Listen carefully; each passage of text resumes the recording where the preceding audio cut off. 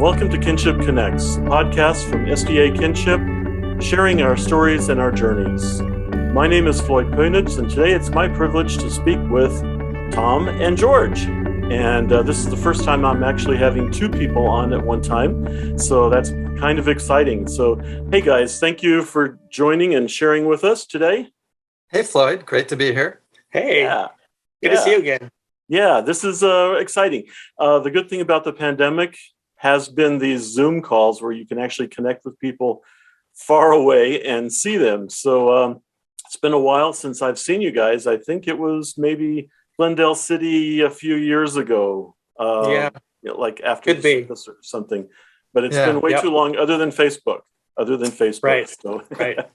So let me first get you guys to introduce yourselves and tell us where you're located and what you're doing these days. And we'll start with George. George Scheideman. We live here in Echo Park, which is a little suburb of Los Angeles. And talk about you, Tom. Sorry. And George is recently retired. I'm a software engineer, and we're really enjoying the home that we've been in for about 20 years now. So you've been in Echo Park for 20 years? Yeah, we have. Yeah. Okay. We got in at a good time. Perfect. It's one of those areas that, for people who don't know Los Angeles that well, it was when we moved in, it was kind of just on the edge of starting to become trendy. We got in really early on the bubble, which was good because I'd say half of our friends had never heard of Echo Park, and the other half who had heard of Echo Park looked at us like, "Are you sure you know what you're doing? Going there?" No, it's worked out really good. It's become a little bit trendy. I bet it's really grown, hasn't it, over the years? It's changed. Yeah. It's changed a lot. Yeah. So are you both native Californians? Yeah, we are. Yeah. I grew up in Lodi, California. Okay. One of those, I don't know if you're familiar with Lodi, but it was originally one of those Adventist anthills. There was a boarding school there many years ago. And then when I got to Academy, it was already a day school. So Okay. So did your parents move there because of the education, the Adventist education, or? I believe my grandparents did move to Lodi from the Midwest because of that. Yeah, and also my grandfather was a farmer, and there was really good land, and and grapes especially, and orchards. So okay. That's your grandfather was the first Adventist in your family, or? It's hard to determine. I know for sure that he was always an Adventist, and I think maybe my great grandparents might have been converted. Wow. And I'm not sure the timing exactly. And same kind of on my mother's side as well. Well, they wouldn't have been Adventists coming over from Russia. No, that's true. I take that back. Yeah. But then at some point, probably the family got into it. Lodi is a hub of a lot of Germans, but and that's where my family heritage is, kind of like yours, Floyd. Right. And but anyway, and a lot of them were farmers. So that was kind of like my grandfather too. He was a farmer, and this evangelist, this call porter, came by and sat on the porch with him and shared, the Adventist message. So that was possibly very similar to your family. So. Could be. Yeah. I sadly I don't know all the details of when and how they were converted, but. Okay. Yeah. And then you continued on with your Adventist education, or? Yeah. So, born and raised in Lodi, where I went to elementary school and academy. And then from there went to Pacific Union College in the Napa Valley. Okay. And from there I went to Loma Linda and took X-ray. And then I came to this area, not far from here where we live now. and I worked for 39 years doing mobile X-ray till this last year. Okay. And Wow. so anyway, And so now pretty much now I'm you have happily the good retired. life now. The good life. Yeah. Hopefully, yeah, it's good. It's good. I'm enjoying it. I definitely am. But it's funny. I don't know how I had time to work because retirement is busy. There's plenty of things to do. I have projects. Everyone tells us that. Yeah. Hopefully you can develop your hobbies and your projects and all those kinds of things now. Yeah. Working on it. Good. Cleaning out closets. Tom's like, no, don't throw away that. Death cleaning, that's what that's called. You start early. Yeah. So Tom, tell us about you. Where did you grow up and what are your connections there? So I grew up in the San Fernando Valley, so not too far from here. And we like to point out that we're both deeply rooted people because George's family home is still in the family, and my family home is where I grew up. My father is still there, and we still go up there most Sundays for family dinner. Wow, good. Yeah, we're not used to moving around a lot. We just kind of plant ourselves and there we stay. I like that. Yeah. So Tom, you went to school then in the San Fernando Valley there? Yeah, just went to public schools, Granada Hills High School. Okay. And then mostly lived in LA. I've had a few flirtations. I actually went to college back east and came back out here after college. And then I had like a year in Virginia for a consulting gig and also spent a year in San Francisco. But keep coming back to LA. It's always been home. Right. And now your roots are pretty deep there. Yeah, they are. This is, I think this is the longest place I've lived. Really? Now. Okay. Yeah, because I only lived at home for 18 years. Yeah, right. Okay, so probably the same for me. Cool. Yeah. Okay. So I'm assuming that your background is not Adventist, right, Tom? That is true. It's kind of funny when we first met, one of our early dates. I knew that George was Adventist, and in my mind, I knew it was there, and it kind of got mixed up with like Christian Science and some other things. And so I said, "So, are you the people who don't believe in doctors?" And he laughed and almost fell out of his chair. And he's like, "No, we are not those people." It's the opposite. Exactly. So did you have a religious background or? I was exposed to religion. Neither of my parents were particularly religious. Okay. My father was probably brought up Christian, but never practiced, and my mother was Jewish, and so I had kind of that identity because Judaism, and this was something that I saw in common with Adventism, is that it's kind of larger than the religion. It's kind of a whole culture and a sense of identity and food and family values and all of these kind of things that even though my mother wasn't religious at all, there was this Jewish identity that was always kind of there and became part of my identity.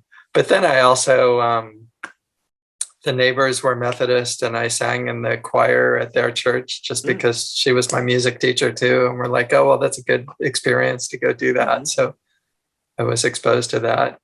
And I think the first time I came to an Adventist church, I'm like, oh, this feels pretty much like the Methodist church, but on Saturday. Well, cool. So that was very familiar. Yeah. Good. So there were a lot of things that were familiar as I started to learn my way around Adventism. Yeah. So how was coming out for you? At what age did you realize or feel, hey, I'm different than a lot of the other boys around here?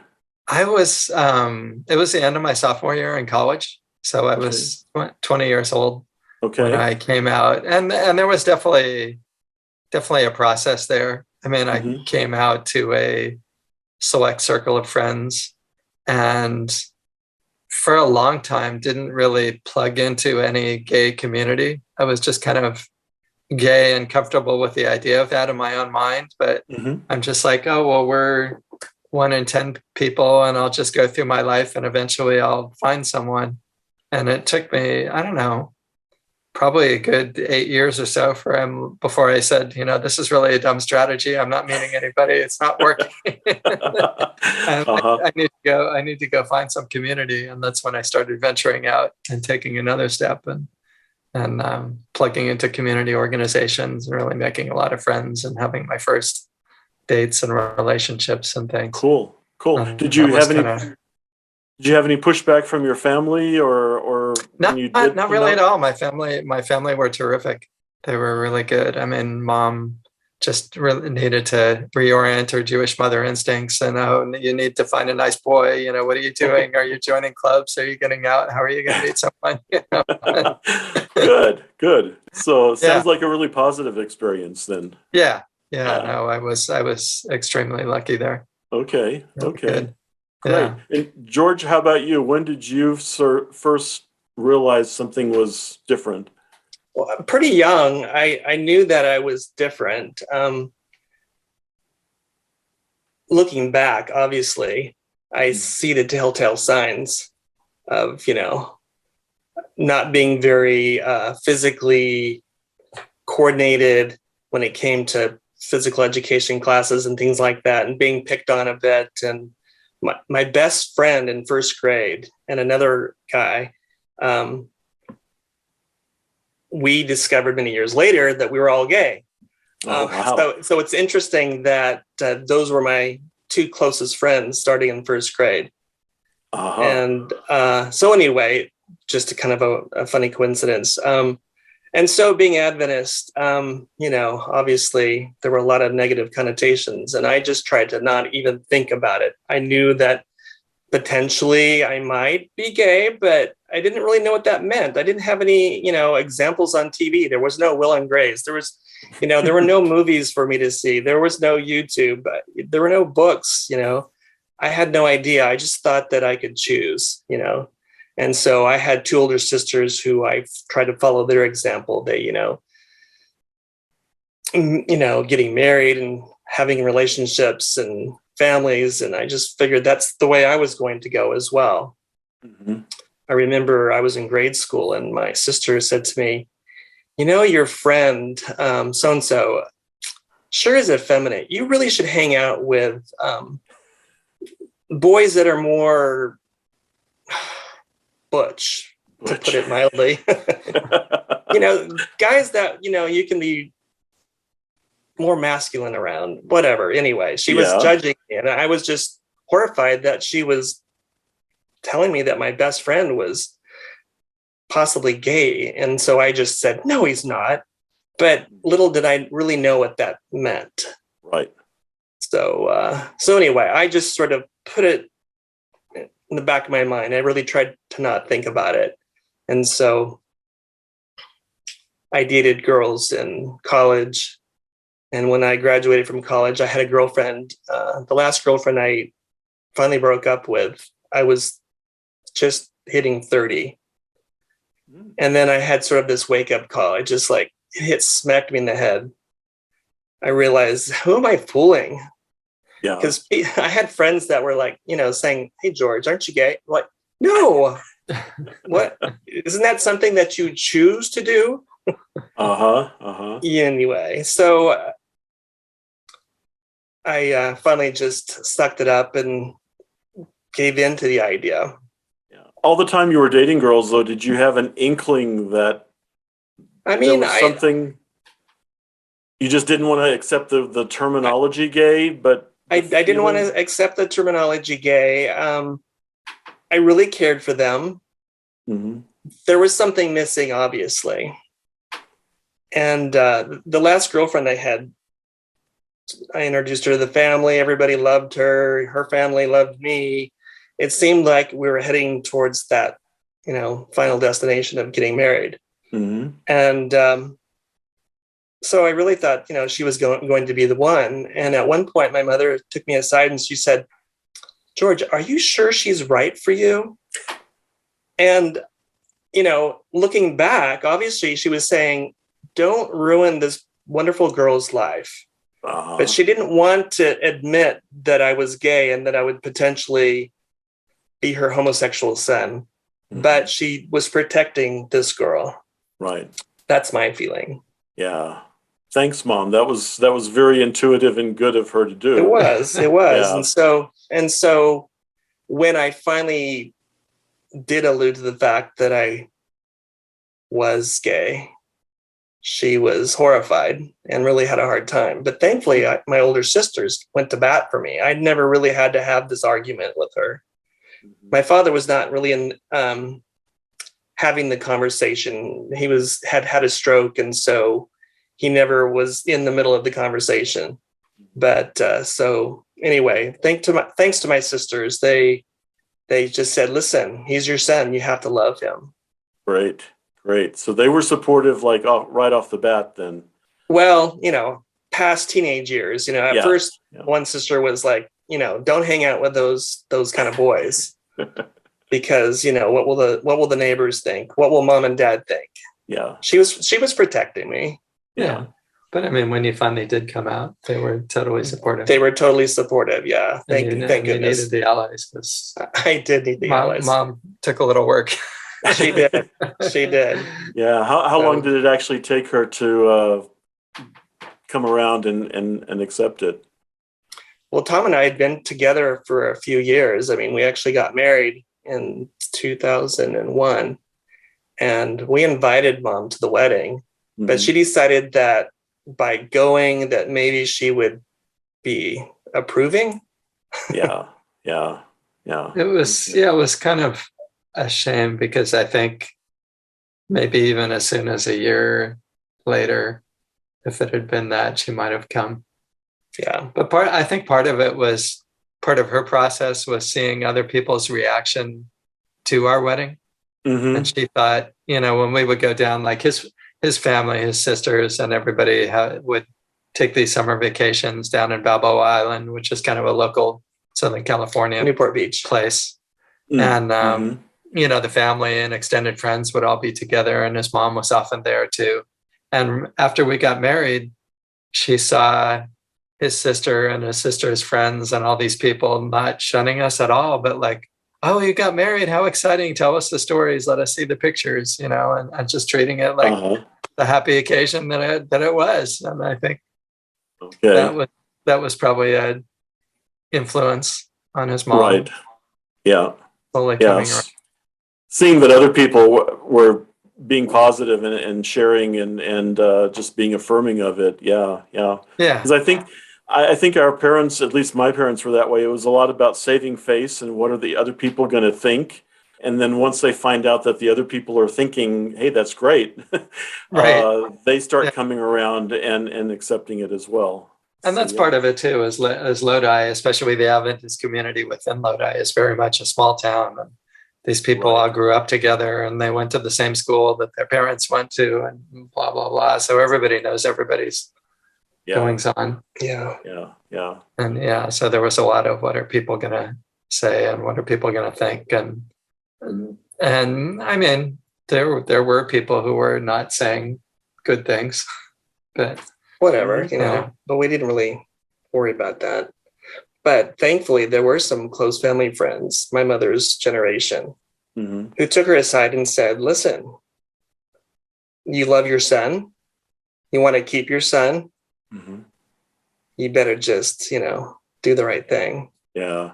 We heard this, from someone else, and she did the right thing. And I often have said that she loves Tom more than me because he's really good at certain things that she may have needed help with. He's computer software. And so he became like her IT man and financial advisor. Even though she had good financial advisors, she learned to trust that, hey, maybe Tom does have some good ideas. And that he is, someone to trust. And so anyway. Yeah. So question that just popped in my head is, and I think that might apply to a lot of people, is like your mom, is she accepting of the two of you because you're the son and the son-in-law, or is she accepting of all LGBT people, and does she feel that they're all okay, or is she just mostly okay with the two of you? I would say mostly okay with the two of us. I think she still has her mixed feelings. Those other people are living a lifestyle, whereas you guys are just being family. Well, she seemed to be a lot more religious towards. By the way, she's just recently deceased. Yeah, I'm sorry. But yeah. Thank you. She seemed to become a lot more religious later in life, Mm-hmm. and so she still kind of hung on to her beliefs about homosexuality, Mm-hmm. but yet she wasn't throwing it in our face. You know, she was always kind and sweet and loving. Mm-hmm. Yeah. I mean, that was clear to me from pretty early on that in his family, the value of family was strong, such that I never thought for a minute that it was going to be one of those families where he would get disowned or they would cut him off or anything like that. I'm like, they may struggle to understand it and to accept it, but they're not gonna let him go. Right. Good. Awesome. And that's the best that we can hope for. Yeah. Definitely. I mean, I was grateful we didn't have to talk, religion and Bible text, things like that. That was never a thing. But right. Just by example and everybody just being normal, that really helped her a lot. Well, I think, and in fairness, especially to her generation, but even in ours, I mean, people don't know what that life can be like. All they have is coming from a picture of stereotypes and, and they picture a sad life or something, and they don't see the possibility of people forming a healthy relationship and being a lifelong couple. And then suddenly when she saw that unfold, it's like a new possibility that I never even imagined before. Right. Yeah. Because I think it came around some. I mean, I do too. Because I know we had this, it was in 2008, we had this horrible Proposition 8 here in California. Right. And I think she voted the right way on that. And I think I remember an incident when the three of us were in an airport and somehow she was talking to some stranger and that kind of came up, and she kind of she wasn't waving pride flags or anything, but she kind of said where she stood. And wow. Awesome. Yeah. Definitely. Well, let me jump to the juicy part here. And how did the two of you meet?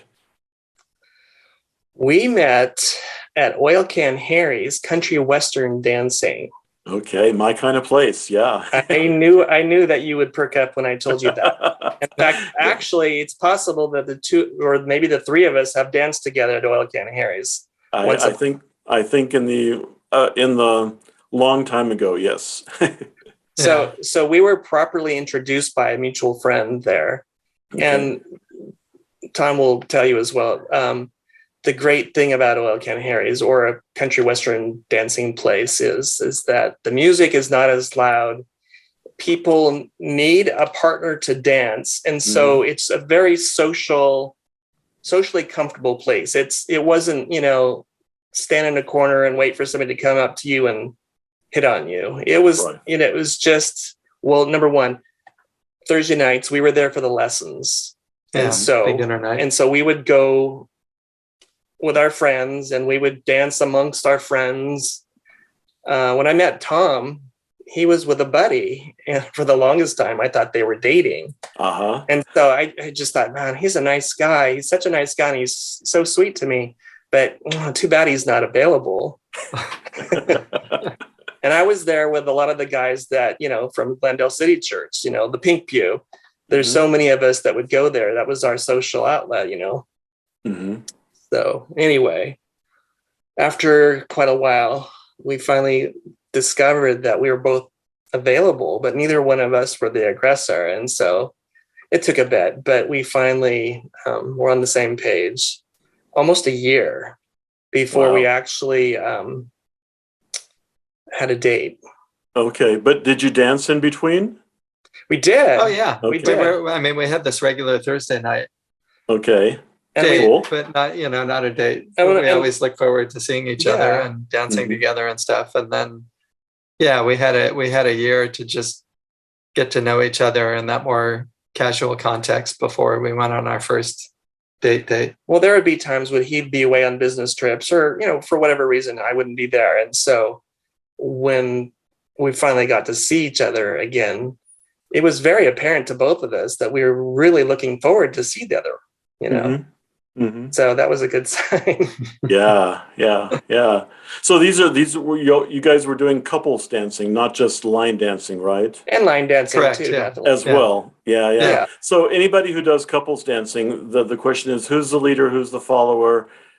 Are you versatile? Oh, now you're really getting into it. I'm getting into it now. To tell you the truth, we're both we're both followers. We're not good. We're not good. We're not a good leader follower couple when it comes to that. We have friends who are better leaders, and so oftentimes, just so that we could learn the dances better, we would dance with one of them. Right. So Tom would lead when we would dance together, and I would backseat drive. Right. Exactly. I was gonna say this one's leading, whether he's leading or not. There's always the back leader. Yes. Anyway, it was complicated, but regardless, we still enjoyed going. Lots of fun. Yeah. Oh, yeah. Now, is Oil Can Harry still open? No. Sadly, during the pandemic, it closed. Okay. But recently I heard on NPR that they want to, what's the terminology? To like a historical, cultural designation. Oh, wow. So there might be a plaque there someday. There may be a plaque. So apparently there are Tom and George met here. Yeah, exactly. Apparently there are only 3 of those LGBTQ places, signified places in Los Angeles, and so this Really? That's what they were saying on the report the other Wow. day, and so potentially Oil Can Harry's would be the 4th in Los Angeles as a Cool. designated historical gay site. Yeah. Is there any gay country bars anymore to go to? I mean, I don't know. Sadly, after we got married, we kind of stopped going because we didn't need to meet there, Right. And I don't know, schedules, whatever. Yeah. It just became complicated. Fewer of our friends were going anymore. So Cool. but yeah, I don't know. I don't know what I think country western is sort of tapered off a little bit, but Yeah, exactly. So what were some of the challenges when you got together? I mean, I don't know about you, George, but I know a lot of kinship people ask me, how do you meet somebody? I'm single. I want to meet somebody. I don't necessarily want to go to a bar. How do I meet somebody? Exactly. And all Adventists are looking for another little Adventist boy to get together with. And is that Yes the and no. solution, or is that not a good solution necessarily? I mean, I became a member of Kinship, shortly after I came out, and I met lots of really great guys. Sadly, a lot of them were already coupled, and in fact, it was a couple from Kinship that were kind of my mentors. Mm-hmm.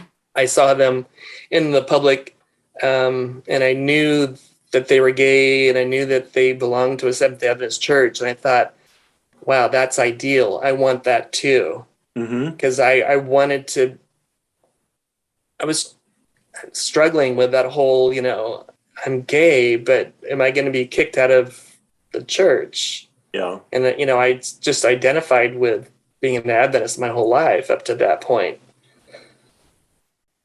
Anyway, so I looked for something similar, by joining Kinship and going to camp meetings and so on. And so, it didn't happen. That's okay. But I found this really great guy with family values, Yeah. similar to my own. And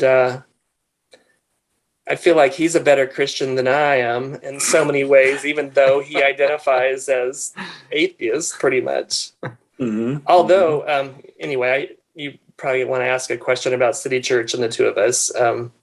I'm jumping ahead of your questions. Yeah, no, that's okay. You just talk or whatever. I'll jump in. But yeah, let me just jump over actually to Tom now. And you had kind of alluded earlier to the quirkiness of Adventism and dating somebody who's an Adventist. What do they do in church? And do they sacrifice children and play with snakes, or what is going on there? So what did you first think? Because I've seen you in church, and so I'm kind of assuming you go to church with Tom quite often. So tell us what that experience is like, and was it really strange? And I wouldn't say it was really strange at all. I mean, like I said, my first experiences there, just religiously and of the service, I'm like, oh, this feels like a Methodist church, except for on Saturday instead of Sunday, and they have some of these Old Testament things, but from my Jewish background, that was very familiar too. And I'm like, yeah, I know all about that stuff, and also with a lot of similarities to the Jewish background, just kind of like the family values and the networking and that sort of thing, the same way you guys know that Adventists, you meet somebody who's Adventist who you don't know, and there's probably just a couple of connections where you can find somebody who knows somebody, and Judaism can be that way too. It's very tightly networked, and a kind of remnant minority in a much larger world kind of thing. Mm-hmm. But so yeah, I felt comfortable there, and part of it was the extraordinary thing that's Glendale City Church. I mean, they had just such a fantastic community there. I mean, we talked about the pink pews. They've sadly dwindled in more recent years, but when I first started going, I mean, there was multiple pink pews. I mean, there were at least 12 to 20 people would go out to lunch after. So tell the audience, what is the pink pew, or what is referred to? Well, it was just, how, and this is true of any church, people who go regularly, they have their spot, they have their territory. This is where I sit, and this is where that person sits, and this, they have their spot that they sit in. Mm-hmm. And so there was just a spot that was in the center section and towards the back that's where all the gay boys sat. It became known as the pink pews. And something else that was kind of neat, there were a number of older church ladies and an older couple in particular who just kind of adopted us, and they decided it was their calling to look after us. And so this one couple just always sat with us and checked in, and how's everybody doing? And if somebody was missing, what's going on with so-and-so? Didn't see him this week. And so, yeah, that was a great, there was a great community there that was not just the gay people, but the larger church community. Just felt, really genuinely welcomed. And I think that's, a lot of what keeps us going is just that feeling of community. Definitely. Yeah. It's there. And I also appreciated, it was a social outlet different from all of our other social kind of things that was multi-generational.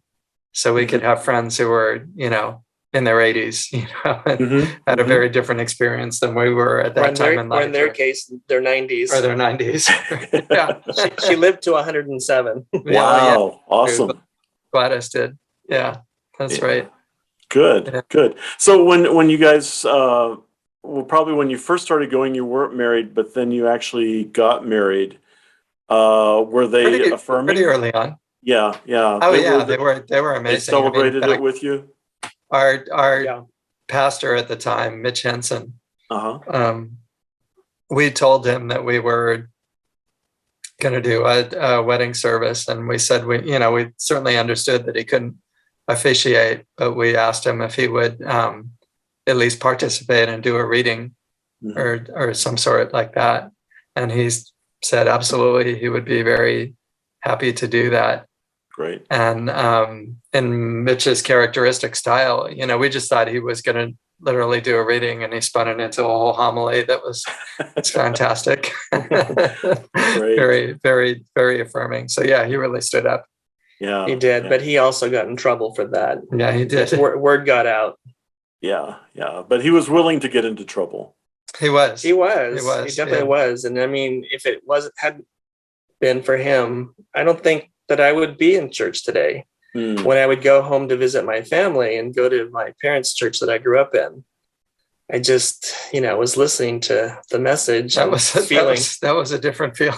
Right. I mean, no, we loved the people there. All, there was also, I could see the strong community, and it was good to visit and see everybody. Right.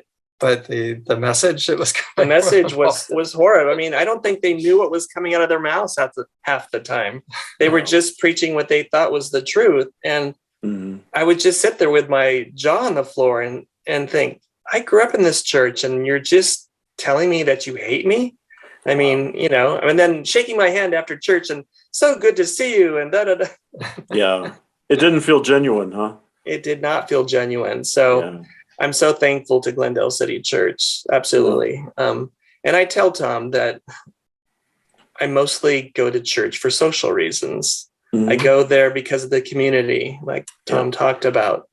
And but then there's always a blessing somewhere mixed in, And the funny thing is my husband, who identifies as Jewish because of his mother, but religiously is probably closer to atheist, he's the one that gets up on the platform and he does the readings and the call to offering or whatever it is that they ask him, because I'm too nervous up front. I don't like to be on stage.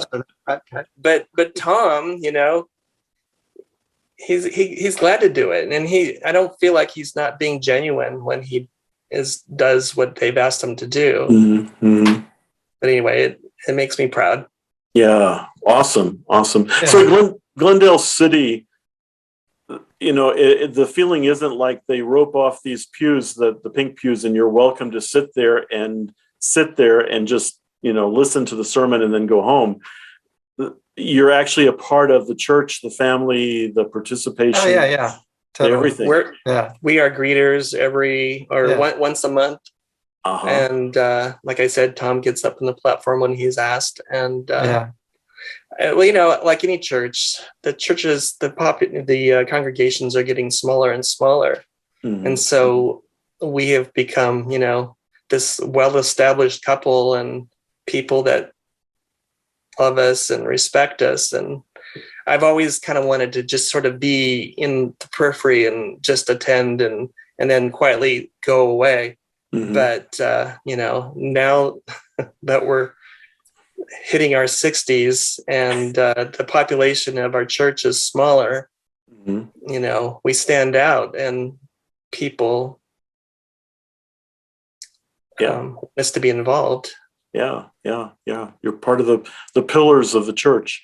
Now, if Glendale City didn't exist and it was, I don't know, one of the other churches in the greater LA area or something that wasn't necessarily affirming, would you see yourself still probably going to church? Or if it was your Lodi church, that you had to go to every Sabbath? I mean, probably not. If I still had a large group of friends and family, I might go just for the social aspect. Right. But I'm not being told from the front that I'm loved and they want us there. Yeah. Then probably not. That affirming piece is so important in the church community, and being a part of that, whether it's social or whatever. Yeah. So, yeah, it is. Definitely. So yeah. So, it's getting late for you guys. I don't want to drag it on, but later for you. Well, that's true. But yeah, what advice do you give to young people coming out saying, "Oh, I'm 19 years old and I don't have a boyfriend, or I don't have a girlfriend if they're female or whatever. I don't think I'm ever going to find anybody." What advice do you tell them, about Oh, dating if or they're finding 19. some? If they're 19, I hear this from 19-year-olds, and I, no disrespect to the 19-year-olds, but I Yeah. think you have a lot of years ahead of you to do this. Yeah. But what do you guys tell other people about finding somebody? Dating? Do you date around? Where do you go to find somebody? Do you go to Grindr? Do you go to Adventist Contact or things whatever? have changed so much since we were at that time. But when I really came out to the community in the 90s, that was almost like the heyday, I think, of gay culture, and there were so many clubs. When I went to my first Pride festival, I'm like, oh my God, there's a bike club, and there's a scuba club, and there's a this club, and there's a that club, and I like signed up for all these different things. And for me, I got really involved in Different Spokes, which was the gay bicycling club, and made a lot of my lifelong friends in that context. Mm-hmm. But yeah, I think plugging into some kind of social activity that you really enjoy, where you're going to meet other people who are gay, Mm-hmm. my participating in larger life. I don't know. Maybe that works better these days. I don't know. It didn't no back idea. then. Yeah. I'm glad. Waiting for the odds to catch up. Yeah. I don't know that I'd be able to do it today, but I'm thankful that, Kinship is still there. I don't know what your population is. The membership, you mean? The membership, yeah. Sorry. Yes. Yeah, worldwide we're right around 4,500 right now. So, but for those that are still sort of under that Adventist bubble and they're looking for a more conservative, definitely at least there are people to talk to, and I don't know. It's not that hard. It doesn't have to be that hard. Right. But I would, going back to that 19-year-old, I would also encourage them that there's definitely time, to meet people, and don't panic if you're single at 19 or 20. We were plus or minus 40 when we finally met each other. Yeah, I was a very late bloomer. I didn't. Awesome. Yeah. I was kind of almost getting to the point where I was like, well, maybe I'm not going to meet someone, and maybe I'll be all right with that, and just kind of making peace with that. And then I did meet someone. Yeah. So how many years has it been? How many years have you been together? We've been together for 22 years. Yeah. We just celebrated 20th wedding anniversary. Congratulations. Last summer. Thank you. Yeah. Yeah. Yeah. When we got married, it wasn't legal yet, but the whole process. Yeah. Right. Exactly. We did a big, 200 guests, stand up in front of God, friends, and family. Nice. Shared the vows. Yeah. It was great. Yeah. It was. Yeah. No, that would be scary. It was super scary. I knew that a lot of my Adventist relatives were going to be like looking at us sideways and judging us. But Tom held my hand and said, "We're going to do this, and it's going to be okay." Well, they came and they supported. Well, so many of them did. You're Yeah. You're right. A lot of them did. But it was nerve-wracking because I've never wanted to just have the spotlight on myself. Mm-hmm. And that's probably one of the reasons why it took me so long to come out, because I just didn't know what it really looked like. Right. I just had no idea what to expect. I think you hit the nail on the head just now when you said Tom was there holding my hand and said it's going to be okay.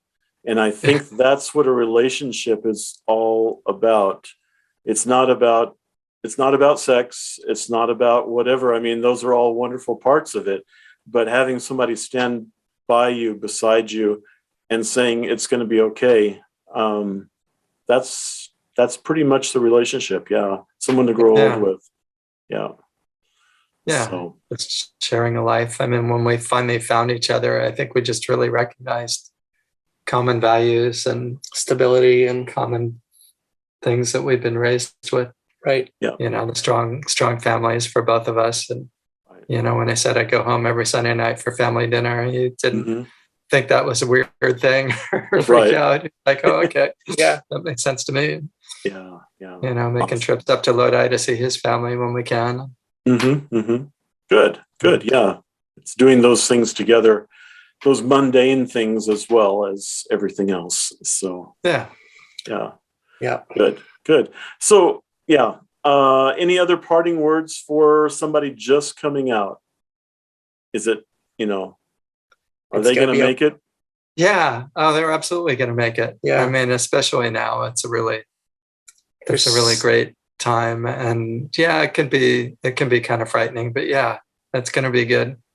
And just put yourself out there and take the risk and, meet people and be yourself, be honest, just be open. Be totally honest. Yeah. I mean, that's something that's come, now it's like second nature with practice, but when I first started, it wasn't easy, but I made a resolution pretty early on that I was just going to not edit and just be casually myself in all sorts of places. And so like if I was in a random store and I was wearing a sweatshirt that a boyfriend had given me and somebody commented on it, oh, did you go to Swarthmore?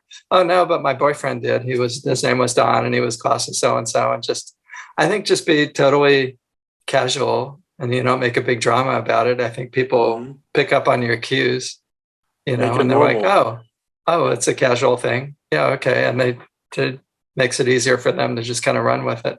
Yeah. Good. And what is the key? Maybe each of you can tell me, what is the key to success of 22 years?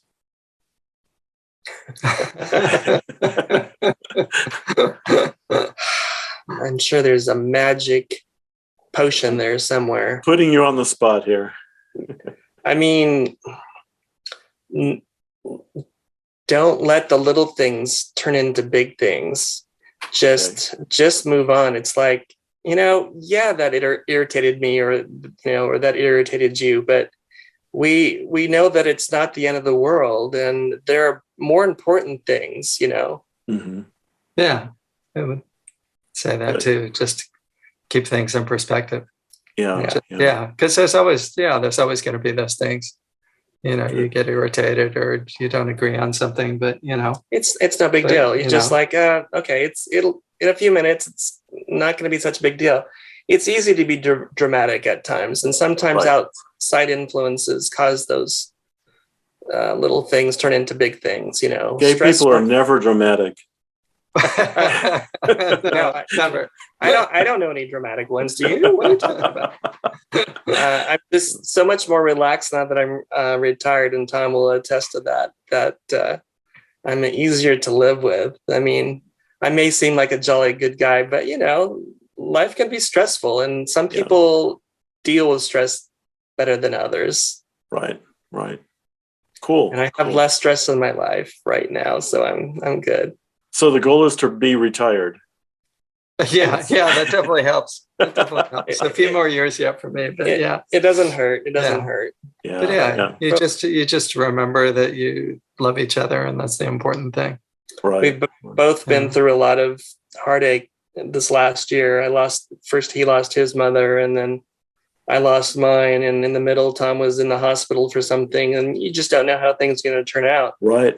Just really realize how much you depend on each other during those critical moments. Mm-hmm. Exactly. And so thankful that we have each other for that. Yeah, exactly. So when you're both retired, what is the number one goal? Travel a little bit more. I mean, we love to travel, and we still travel no matter what. Right. Tom will probably still be at his computer here in the office, and maybe he'll write a book, or he'll become a professional food critic. Okay. I will still be in the garden, making, Nice. primping and making things beautiful. I'll still be readjusting the things in the house and making it beautiful. Nice. Nice. Those things will probably not change. Yeah. Try and be a tourist in our own town too. I've been working on that the last few years. My company has a 980 schedule where every other Friday is an off day. And so some years back, I started trying to set aside my off Fridays for little off Friday adventures and trying to go someplace in the city I'd never seen before, or check out a new restaurant or that kind of thing. So now I get to join them. Yeah. Nice. Good. Yeah. That's the way it should be. That's the way it should be. I think you approach things with that kind of attitude. And yeah. Good. Well, thank you both, Tom, George. Thank you so much for sharing with us today. It's been fun for me catching up with you guys again, and hopefully we can actually catch up in person whenever the pandemic is over. Yeah. I hope so. Yeah. Let's find a place to go two-stepping.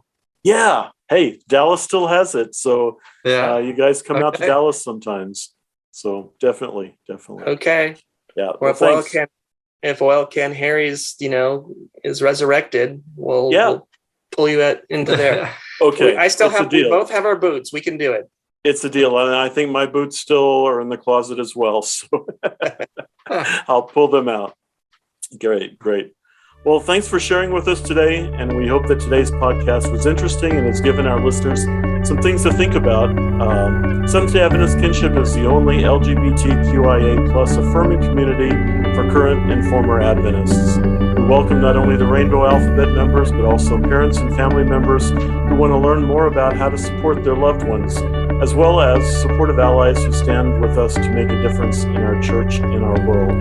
You can check us out on the web, sdakinship.org, or you can follow us on social media at SDA Kinship.